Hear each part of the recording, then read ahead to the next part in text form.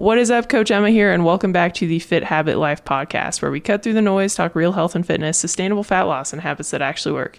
And today, again, I have back Laura Savino. We are not roommates still. I'm sorry, guys. It didn't work out that way.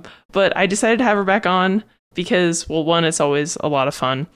But two, she is like a wealth of knowledge when it comes to like actual effective body composition changes and how to do it the right way. And so I wanted to have her back on after we talked about like the bulking episode to talk about recomp when it's actually somewhat effective, but usually it's not. So just wanted to have her on, and she has a really cool story in comparison to that we're probably going to talk about. So welcome back. Happy to be back. Maybe we should change it to the Fit Habit Life plus Laura Savino sometimes at this point. I mean, it might be a little bit too long. The acronym might be a little bit too long, but you know, we'll think about it. I'm gonna float it your way. And eventually, like, maybe I'll be a roommate on my next cross-country drive, though. So we might have to, like, do a 10-minute episode of, like, we're from the same room right now. So that would be great. Yeah. All right, guys. I am so excited that Emma is having me back because we just had too much to talk about in the last episode. And the one thing we didn't even scrape the surface on when we're talking about, like, what's realistic to build muscle in a month is the other end of the spectrum, which is what is making another comeback and body recomposition. And I think before we really get into it, let's define the terms, and which is really important when we're talking about these things, because a lot of coaches use these a little bit interchangeably, or I shouldn't even say coaches, people on the internet use these interchangeably. And when Emma and I are talking about body recomposition or body recomp and what's achievable, it is in the context of body recomp at maintenance, aka staying the same body weight and losing muscle and gaining fat. And when we say staying the same body weight, I mean plus or minus like 3 to 5 pounds. So there is a big resurgence in the space of like, oh, like I can just do a recomp phase and I don't have to do a fat loss, or I don't have to do a build, and I can just get to where I want to go. And that's what we want to talk about today, because I've had a number of clients and potential clients going like, hey, I saw XYZ person on Instagram telling me that I can recomp and I don't need to cut or bulk anymore. Can you help me with a recomp phase? And those are some not so fun conversations we get to have as coaches. And I think it's worth digging into as a solo topic today so that we can honestly selfishly have this to reference back. So I'd be like, hey, here, we talked about this for an hour about recomping. So Emma, what if people brought back to you in terms of like this recomp, or like what are they thinking here? A lot of people, and not necessarily clients, because most of my clients have a significant amount of body fat to lose, so it's not really top of mind. They're just like, I really want to lose weight. I don't really care about the recomp thing.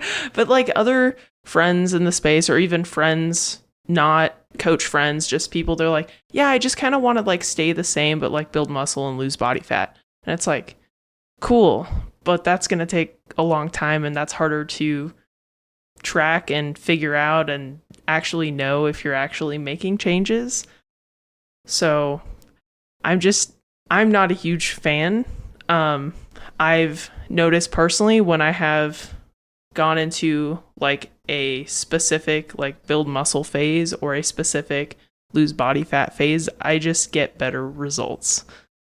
So no, nothing specific I can think about off the top of my head, but just in general, it seems like a lot of people in the industry and in the space think that's a viable and effective way to do things. Yep.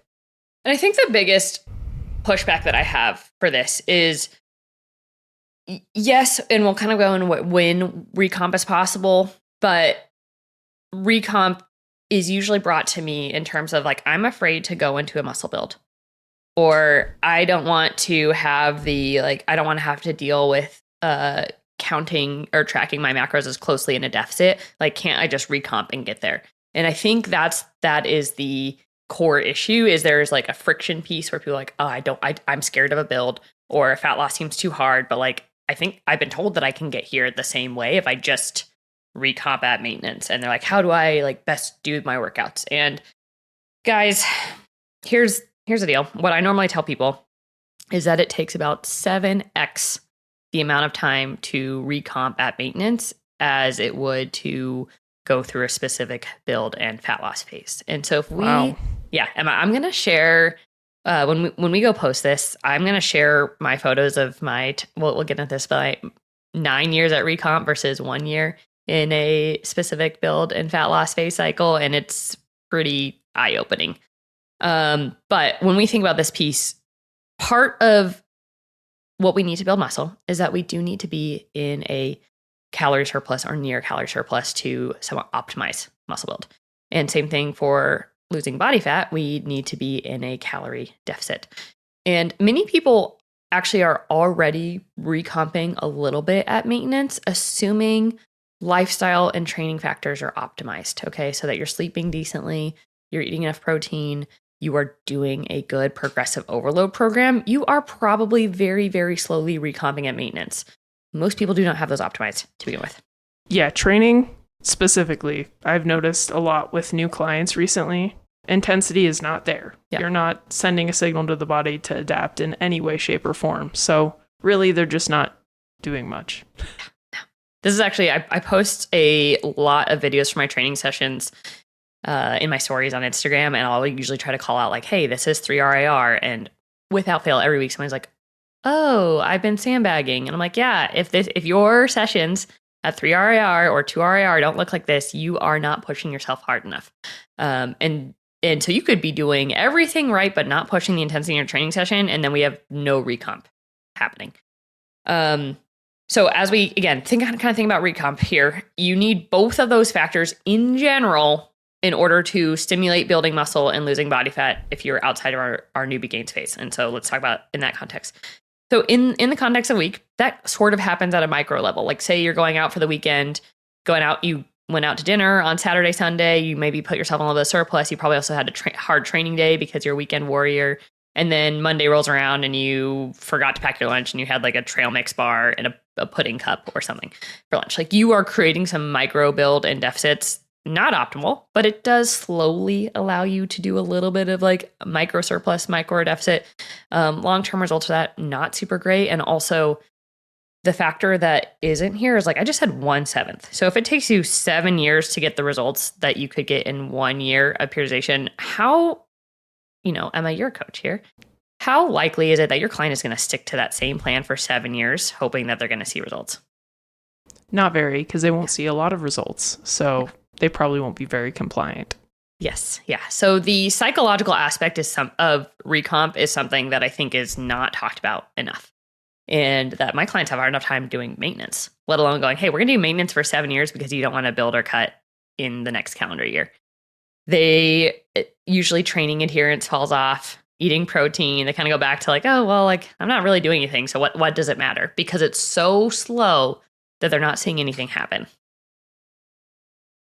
And that's kind of a big problem when we come like, okay, hey, like, so in this whole vein, so that's kind of like when we think about like how recomp works in general. We'll talk outside the newbie gains phase. Generally how it works. You're like, okay, I've got micro builds, micro deficits, and I sort of like eventually build a little muscle here, lose a little body fat there.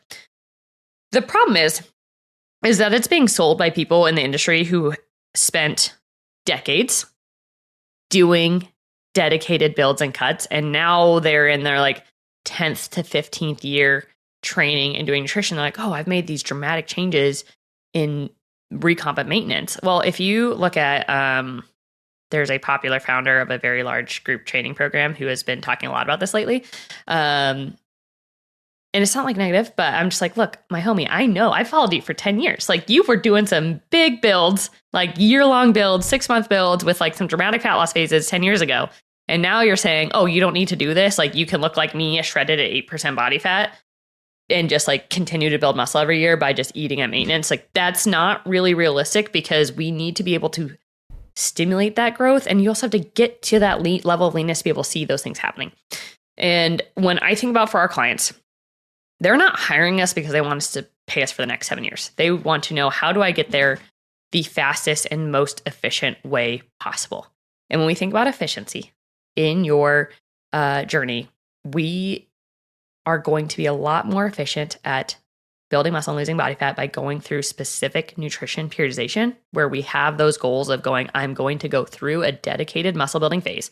I'm going to optimize my training. I'm going to optimize my lifestyle, and I'm going to optimize my nutrition to build as much muscle as possible in this time frame. Because then we know we're not leaving a stone unturned. Like, what if you just said, again, what can I do in a year versus 7 years? We can get a lot more done in a year if we go, I'm going to dedicate making sure that these factors are aligned and not leave any room for doubt on the table. That we are in a build, that we are building muscle, and that we are doing the thing that we said we were going to do. Yeah, and from a psychological perspective, like personally, right now I don't really have a goal. Well, to not fry my calves. It literally took 5 days. They were still sore on Thursday. Dude, it was insane. I went on a gnarly hike and I didn't have food or water. And my calves, I could not walk without pain for 5 days. Yeah, the SOS voice memo I got from Emma going, how much should I eat on my hike today? Because I had a chewy granola bar and a 60-ounce bottle of water. Yeah. It was not good. I was like, ooh, nope. About 1,000 more calories than you packed. Next time, use the fueling map and figure out how many. I bought her fueling map and I've been playing around with it. So I'm going on a hike today. So I have already packed some stuff. I'm going to pick some stuff up from a gas station. So we're good.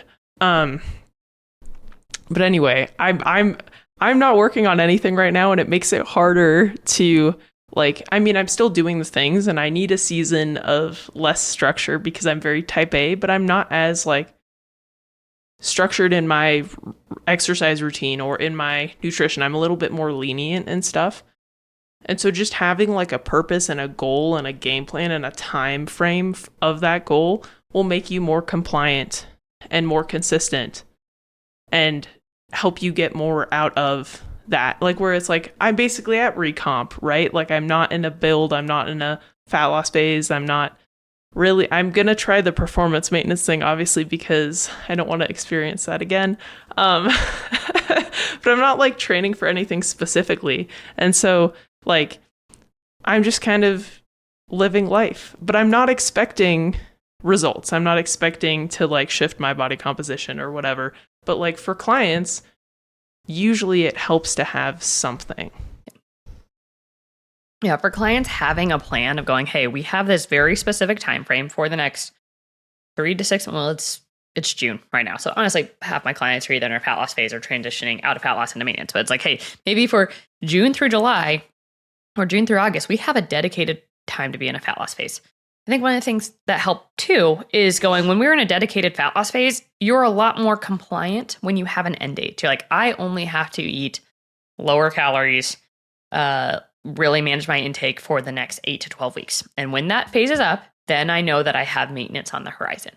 And when we just kind of float around in this, I'm trying to lose body fat and we'll see what happens, you sort of end up with 1 or 2 actual compliance days and then a couple of YOLO days. And we end up just turning our wheels a lot. And so having that very kind of short-term dedicated phase goal, again, tends to net bigger results. And so, okay, going back to our recomp of gaining muscle and losing body fat and maintenance.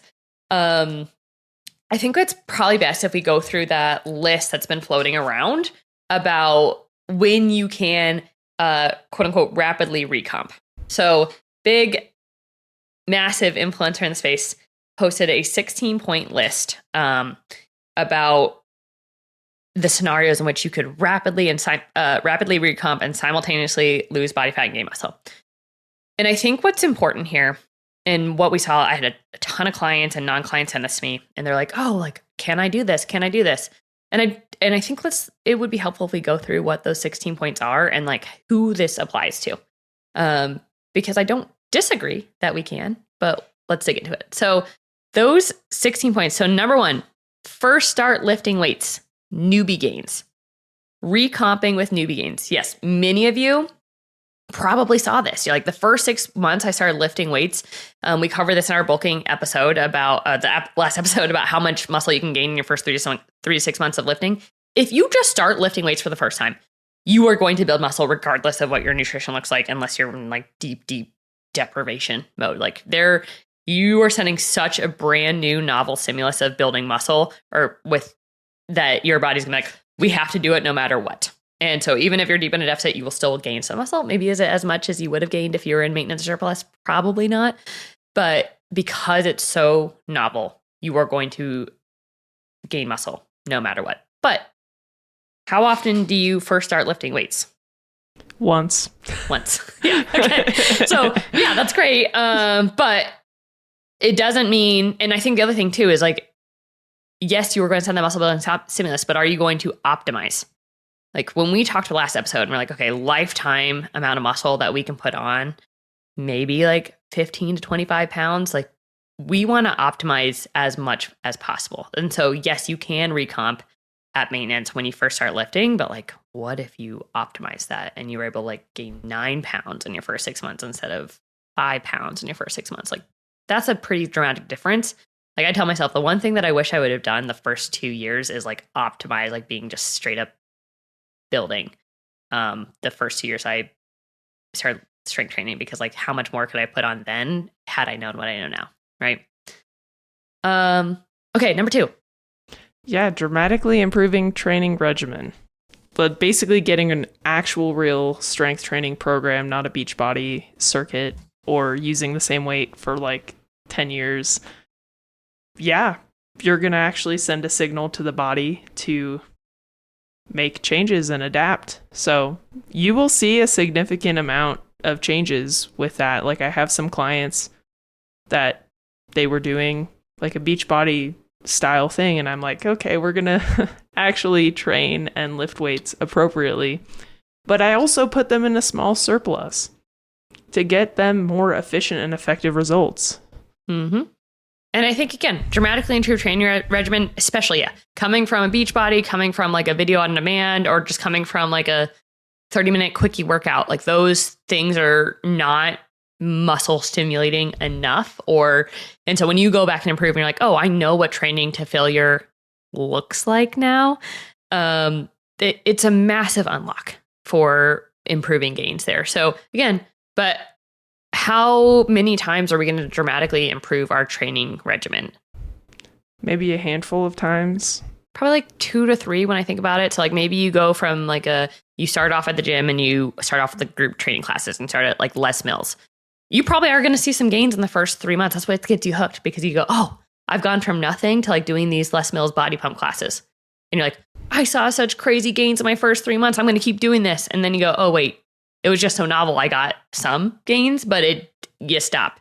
And then we go from Les Mills to maybe you're following another, like maybe like a ladder app or something where like, okay, now I've got like a little bit more of a structured training plan, but maybe I'm not pushing myself. And you might make that next bump.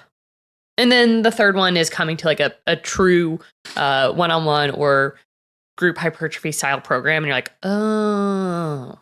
So we've got like a couple layers there where you could recomp a little bit more quickly because you've just dramatically improved the stimulus you're sending to your body.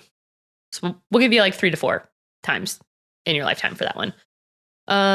Number 3, dramatically improve nutrition and food quality. Yeah, actually, I'm going to agree with this. Yeah, that's a big one, really. I coach a lot of women through muscle building. And their first, and okay, I know we're talking about recomp, but if we think that recomp is non-optimized muscle building, let's talk about this. This example is going to make sense. The first muscle build that many of my women go through, even though they have been following some quality programming for 2 to 5 plus years, I have seen not only muscle built, but significant recomp when we optimize both their training and nutrition. There are times where I'm like, okay, you gained 8 pounds in this build, which was maybe, over 6 months. Great. But we look at photos and I'm like, you gained way more muscle and way less body fat than even I anticipated, because you're sending such a strong novel stimulus of actually pairing quality programming with quality nutrition for the first time in your entire life. Like maybe you've been CrossFitting for 10 years, but you've never actually fueled for that CrossFit. So you were doing some heavy working out. Now you're doing that, doing one of our progressive overload programs, and you are pairing that with actually not having any low days, being in a deficit, not starting over like 3 or 4, 6 diets a year. That combination, for the first time, I tell all my like gals going through a build for the first time that if you do that, you will likely see more built muscle than we would possibly expect in the first like build you ever do, because you've paired those two together, because it's usually the first time in their life that you've paired that nutrition and training together. So we go, if that's what's happening when you actually optimize in the building environment, I would 100% agree that you could probably recomp in that first 3 months of just dramatically improving your nutrition as well. Oh yeah. Yeah. Personally, like I was not eating, well, I'm trying to look at the list. Does it say anything about like GI issues? It does not. That is another one, actually. So fixing my gut health, but also not eating low carb, like actually fueling my training. And even in a fat loss phase, I actually did recomp, which I think was primarily like the gut health thing. Like I've put on a significant amount of muscle this past year, and some of it was put in a fat loss phase, quote unquote, because gut health was actually working, and so I could actually like fuel and recover from my training, and I probably wasn't in that big of a deficit. But yeah, it's huge. Like actually fueling your training when you can push performance intensity, right? So you can get more out of the training sessions, but then too, you have more fuel to allow your body to recover and rebuild and repair that tissue. So it's huge. And even if you're thinking like micronutrients too, like going from processed foods to like more nutrient dense foods, that just optimizes how everything works in your body. So you're going to see a dramatic shift. Yeah. And I think for you think about this and go, like, if my nutrient absorption was low because I had so much GI inflammation and irritation, we go, oh, I am intaking the same amount of nutrition quality, but my body's actually able to utilize all those building blocks in a way that it wasn't before because of the GI issues you had before. And we go, like, it's not necessarily a novel environment, but your environment is such a much better spot for utilizing all those micros and macros too. So, yep. 100%. Number 4, returning from a long layoff. So similar to newbie gains, if you had to take a long time off the gym for an injury, illness, or just life be lifing, kicked you in the teeth and you moved and then somehow you didn't buy a gym membership again for the next 6 months later, you will have where you could say, quote unquote, rapid recomping. And I'm really putting that in quotes because we talked about recomping being simultaneously building muscle and losing body fat. However, if you are coming from a long layoff and you're coming back into the gym, you are likely not building new muscle tissue. You are rapidly rebuilding existing muscle tissue. So if you think of your muscle fibers as like water balloons, okay? And this is the example I give to my clients. It's a little bit off the ball here. But the first time you fill up like a balloon, it's really, really hard, right? It's really stretchy. If you're a water balloon or like you have to put a lot of pressure into it. Well, when you take some time off the gym, those fibers don't necessarily go away. They just deflate. So once you have built those muscle fibers, they just kind of deflate. And when you go back to the gym after a long layoff and you are rebuilding muscle tissue, you are re-inflating those tissues. And it only takes like a third the amount of time that it did to take you to build them in the first place. So yes, when you return from a long layoff, you are likely going to see rapid muscle coming on. And I say rapid in quotes because that's a relative statement. But it's not necessarily new tissue. It's just regaining what you already lost. And then we go back to, okay, like you've regained what you've lost. And now we have to go back into that typical process of building again. So I kind of put an asterisk on this one, and it's combined with the one after this, which is point number 5, which is finally able to train hard again after an injury. So yeah, when you're coming off a long layoff, whether it's an injury or any other reason. Yeah, and kind of the same thing. Yeah. And then next one. First time using steroids. Shocker, right? Of course, you're going to build a lot of muscle.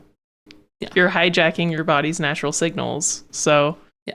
I love that this was a list for like the everyday person where it's like, okay, so number 6 and 7 on this list, guys, were first time using anabolics and then getting back on anabolics. Like that. I didn't read that one yet. Yeah. Like, okay. So yeah, rapid recomp when you're using anabolics. Like, we're not experts in anabolics. We have friends on anabolics. But this is not I've never used one. Life. We have never used them. No. We're not going to use them. So I'm honestly like this cannot be on a list for everyday people for rapid recomping. So 6 and 7 in the trash. All right. I'm gonna kick 8 to you. Instead, we're keep going. Okay. So switching from low to optimal protein intake. It's like, yes, but also optimal is not that much probably higher than what most people think. Like a lot of people are talking like 1 gram per pound of body weight or more. Probably not. You really only need about 0.8 grams per pound of body weight. And if you're like me, like 170, 175 pounds, it's like 130, 140 grams per day-ish, give or take. That's not that much. And a lot of people online talk about protein. And what I'm seeing consistently, female clients coming in, starting to work with me, and they're eating more protein than I am. And no, most women are not 6 feet tall, 175 pounds, and they're eating 170, 180, 190, 200 grams of protein, and they're eating like less than 100 grams of carbs. Yeah, I agree. Honestly, Emma, I actually have more people coming in with crazy high protein. Yeah, I'd go with generally 0.8 per pound body weight or 0.9 per pound lean body mass. There's a broader range we can get into, but don't need to for this one. I'm agree with you. I'm going to disagree here because I see so many women come in and then they have GI issues because they're eating so much protein. Yes. And then not enough carbs for repairing muscle that, generally speaking, yes, if you were only eating 50 to 60 grams of protein per day and then we get you closer to that 0.7 to 0.8 per pound body weight, yes, you are probably going to have a little bit more optimal environment for protein, but on the same token, it's not just diminishing returns, it's negative returns if you go too high, because the opportunity cost of not eating carbs and the GI impact of over protein is really high for a lot of women. And they're like, hey, I feel a lot better. My training sessions are better when I cut those significantly and push those into the carbohydrate column. Yeah, I'm one of them, actually. I've talked about this a lot, but I used to eat 220 grams a day, and I was always bloated. Shocker, right? So, I disagree with that point. Yeah. And I think, 60 grams, that's pretty low. There's also probably other poor eating habits and behaviors with the people that are eating only 60 grams of protein a day. But anyway,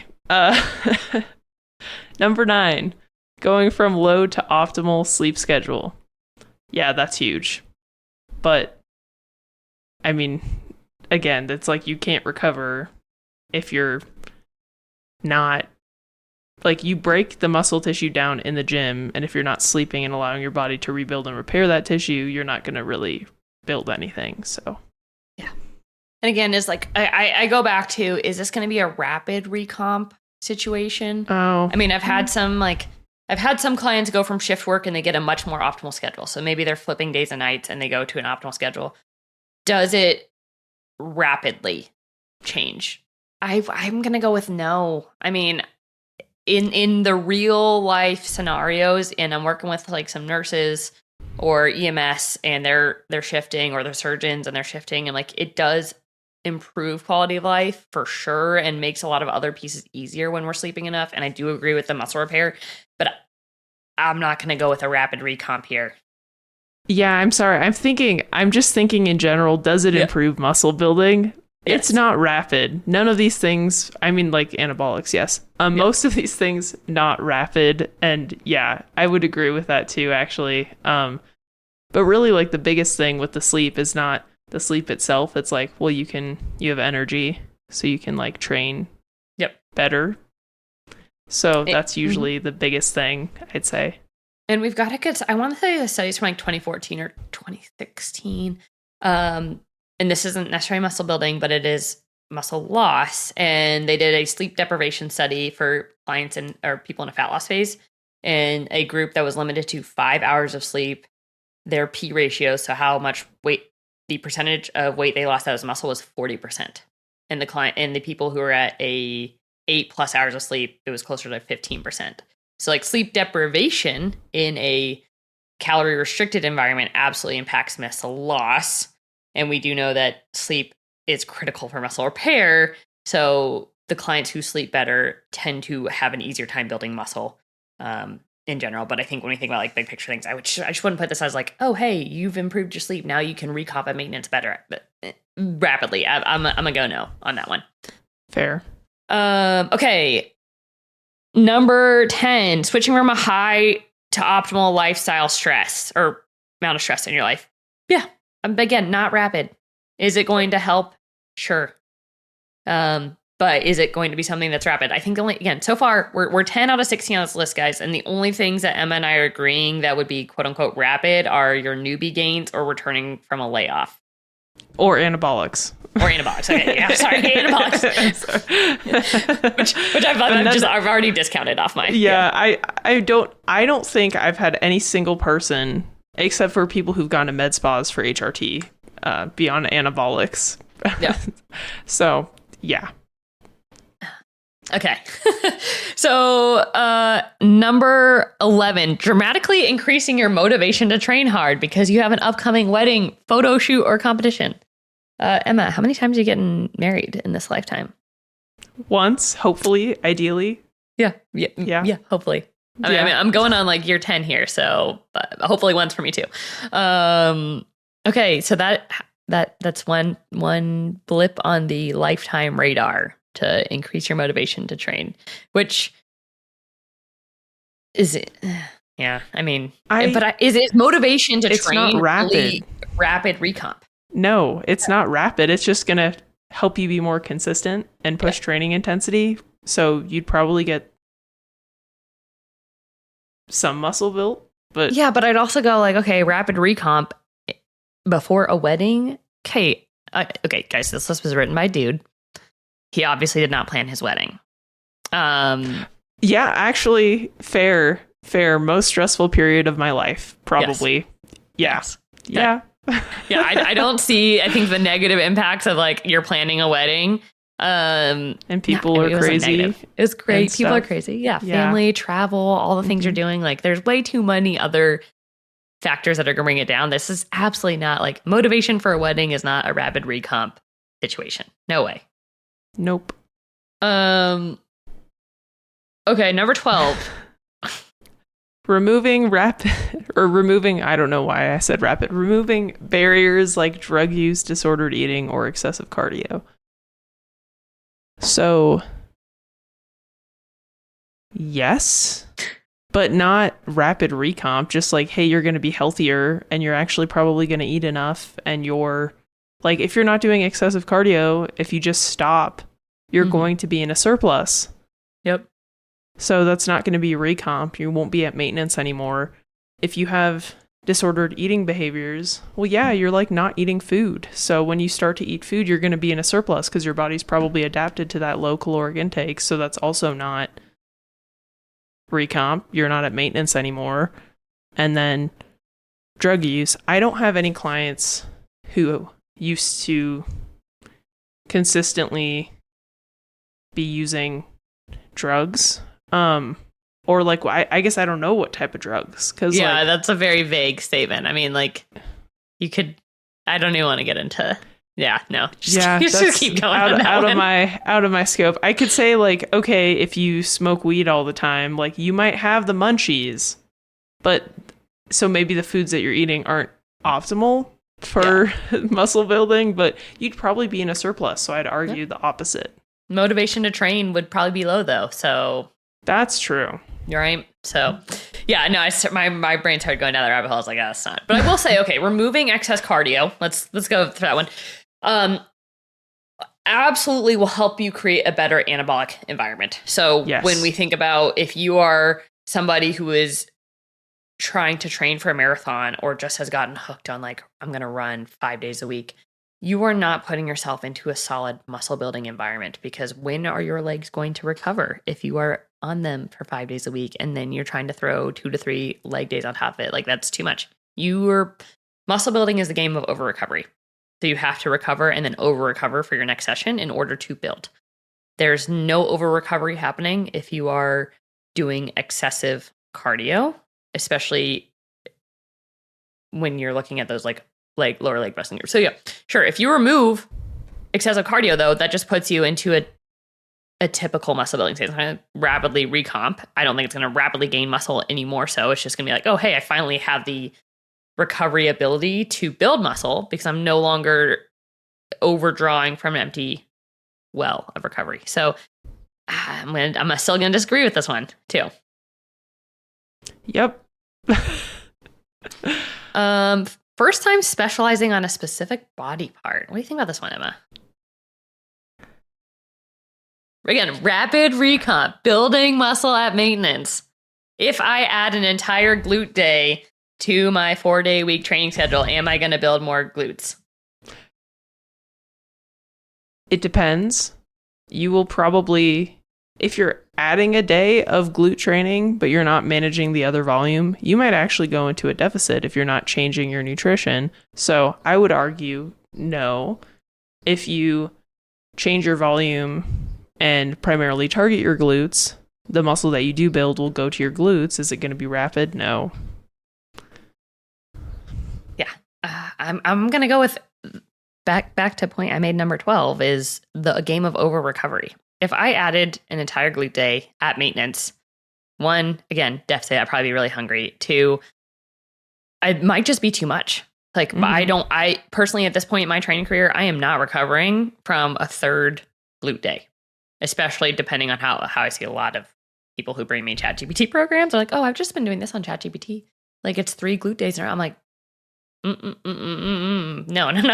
you're not going to recover from all those length and overload movements. So, again, I just don't think it's going to be specialized on a specific body part. Like, that's a little bit too broad, to be honest. Like, depends on where you're coming from to where you're going. And I just don't think it's going to be rapid by any stretch of the imagination.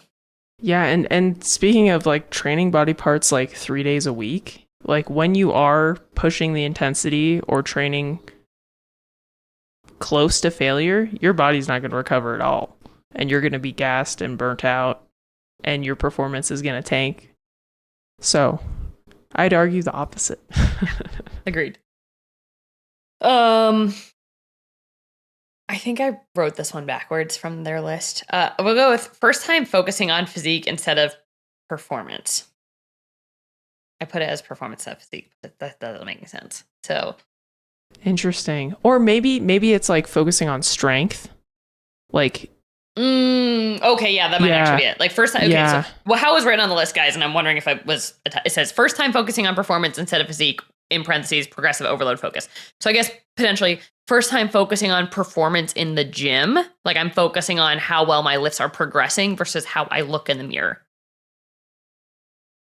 Which I might bundle this with a dramatic improvement in training regimen. Yeah, I would for sure, because I think that's the missing piece for a lot of people. So yeah, I mean, you would see a drastic shift probably.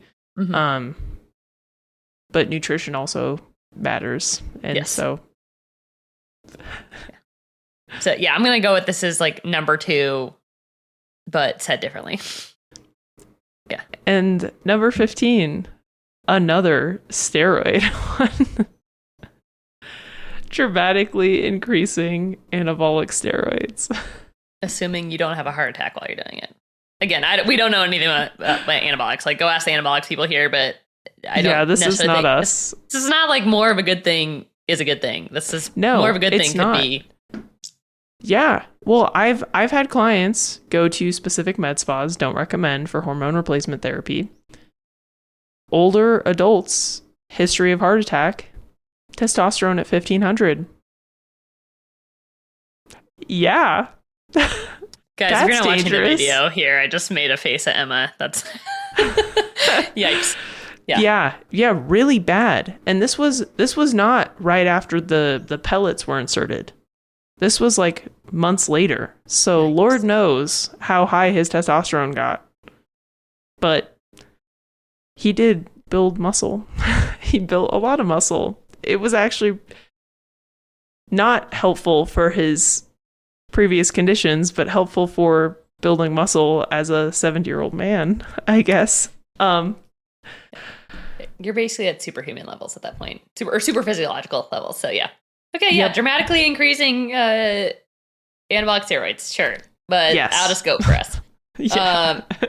Okay, number 16. First time training in an optimal environment. So like going to a gym with good equipment and motivated lifters.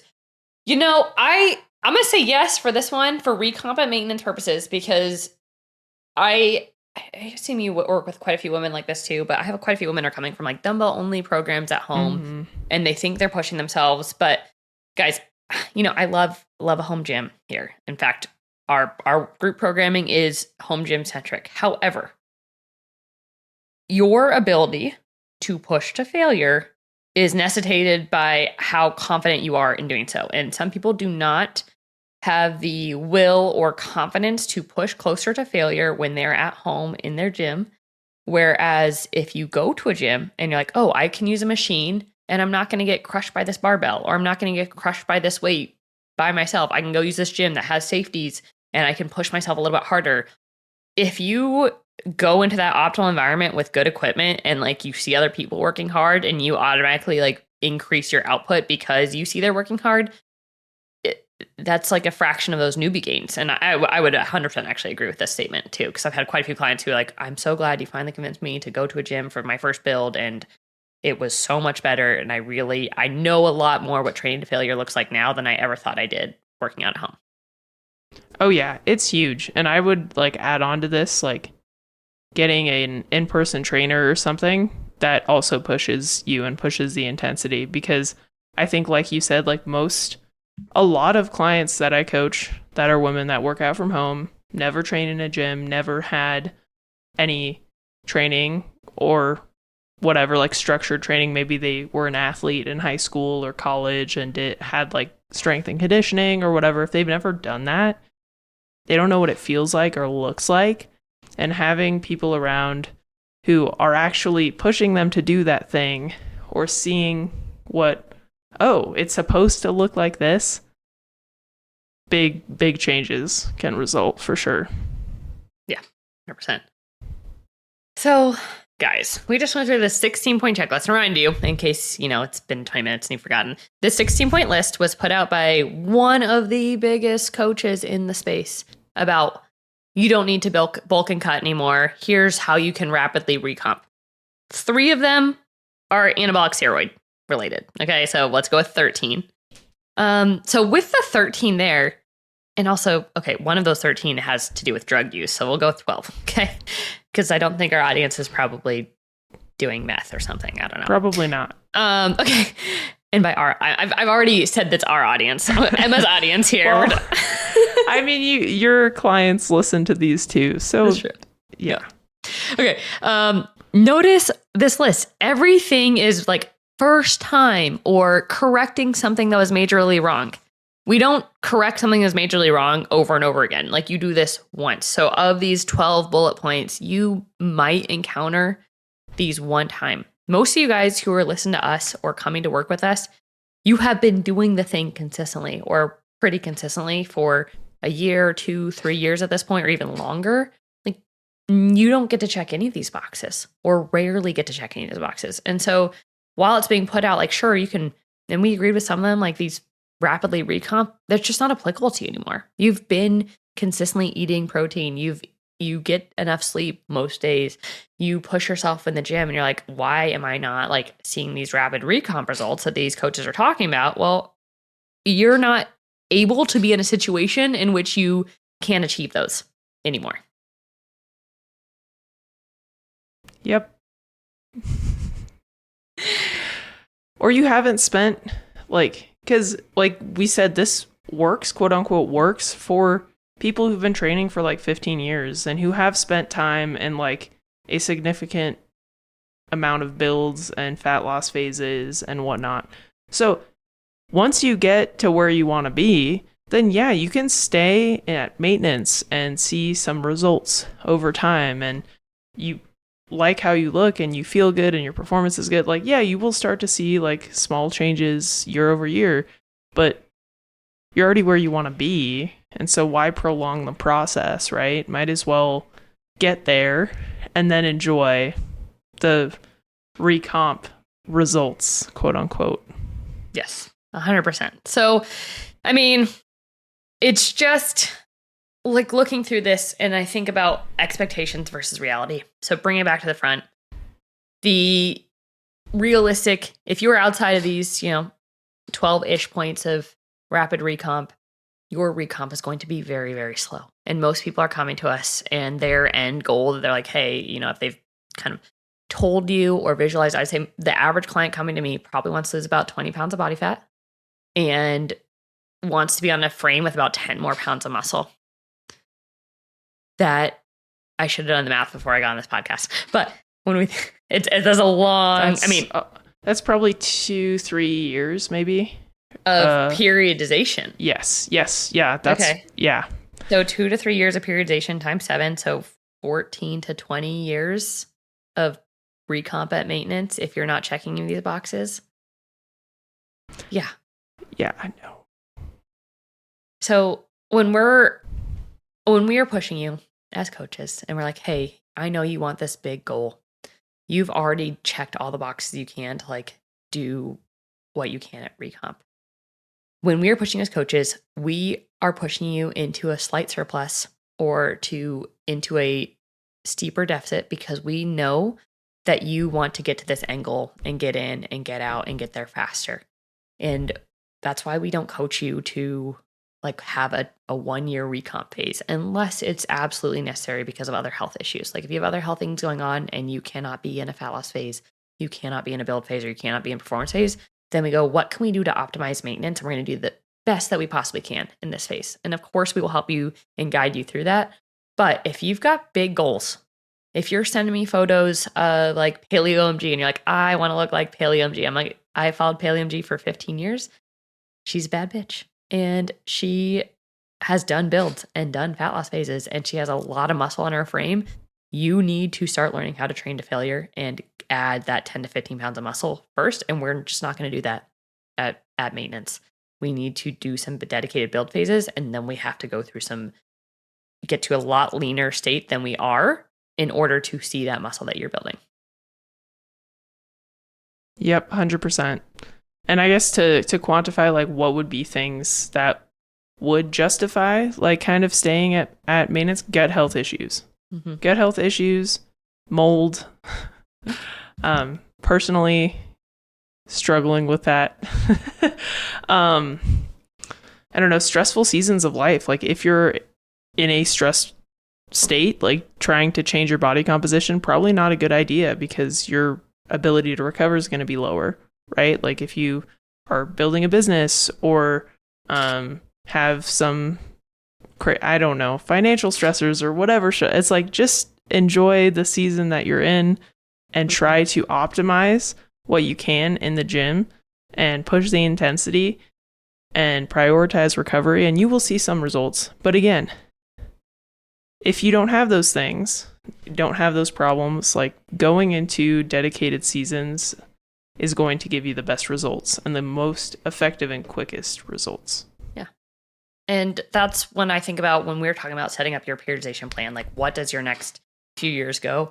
Spending the maximum amount of time you can above maintenance and then doing dedicated fat loss phases where you can. And what I mean by that is if you're looking at your year and you go, okay, I can be in a build or I can be above maintenance from Labor Day through the end of January. Cool. Then February, March, April, February through May, we've got a 12 to 16 week fat loss phase. We are going to get in, be as aggressive as possible that allows you to be compliant.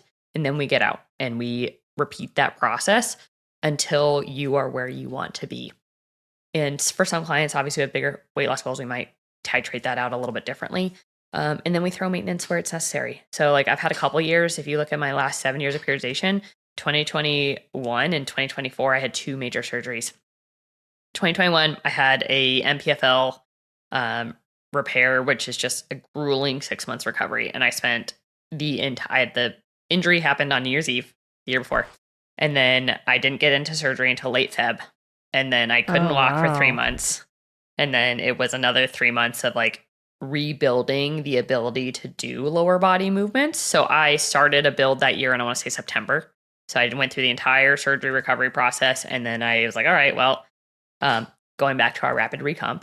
So for those of you who are not who are listening, my quad on my right side, because I didn't walk on it for 3 months, couldn't be weight bearing, lost 7 inches off my right quad. And so Crazy. if I've posted some like progress photos over the years, and I always put a little asterisk, like it looks like I have insane quad gains. You're like, oh my God, Laura, your first build, you gained so much quad muscle. And I put an asterisk. I'm like, this is post knee surgery. Okay. So I did a 5-month build after I could get back in the gym, and I got all 7 inches back in 5 months. But was that new tissue? No. I mean, there was some new tissue, but most of it was regaining where I was before I had surgery. And my muscle, like my leg went from like throwing it back to like 2015 hot dogs or legs. It was like went from legs to hot dogs back to legs again. So I regained all that volume and then a little bit more, but 90% of that was just regaining the tissue I'd lost in that surgery repair side. And so that's a year where it was a big, big maintenance year. Same thing happened in 2024 where I had GI surgery in early April sometime. And again, was 3 months out of the gym. And I just sat at maintenance. I was like, all right, there's not a lot I can do right now because I'm not in a position where I can be in a fat loss phase. I'm not in a position where I can go push performance or muscle building. So then we sit at maintenance and we go like, what can I do to repair my gut health? What can I do to focus on the things that I can control? And those are scenarios in which, like, if I was able to return to the gym at some point, I'd be like, okay, well, if I can get some recomp, great. But it's not the thing that I'm expecting out of those phases. Yeah. And that's the key.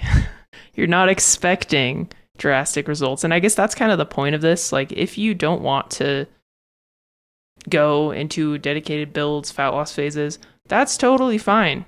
But it's going to take a lot longer. So don't expect like crazy body composition changes because that's just not realistic.